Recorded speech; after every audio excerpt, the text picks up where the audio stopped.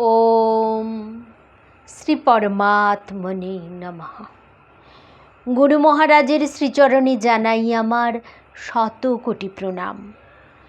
পরমহংস জ্ঞানানন্দ মহারাজ রচিত গিরি গঙ্গাধারা কাব্যগ্রন্থের রস্যই বিভাগের প্রথম কবিতা ইন্দ্রিয়গণের রাজা। এই কবিতায় যোগীবর বলেছেন, ইন্দ্রিয়গণের রাজা হলো মন। যিনি এই মনকে নিজের বশে রাখেন তিনিই হলেন সমাজের মহাবীর। বিষয় বাসনার বিষ মনের মধ্যে সর্বনাশ আনে। বিবেক চাবুকের কঠিন আঘাতে মন জব্দ হতে পারে।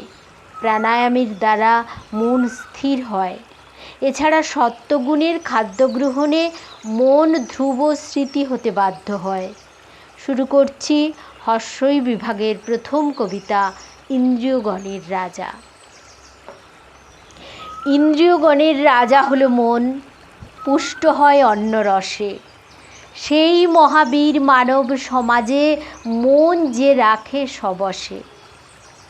মনের বাক্যে বশে রাখা যত সহজসাধ্য হয়, মনের বাক্যে বশ মানানোটা ততটা সহজ নয়। বিষয় বাসনা চরিতার্থ করিতে মনের অতি উল্লাস। বিষ পান মন যত করে তার তত হয় সর্বনাশ। বিবেক চাবুকের কঠিন আঘাতে মন হতে পারে জব্দ। প্রাণায়ামে প্রাণ স্থিরত্বে রাখিলে হতে পারে মন স্তব্ধ।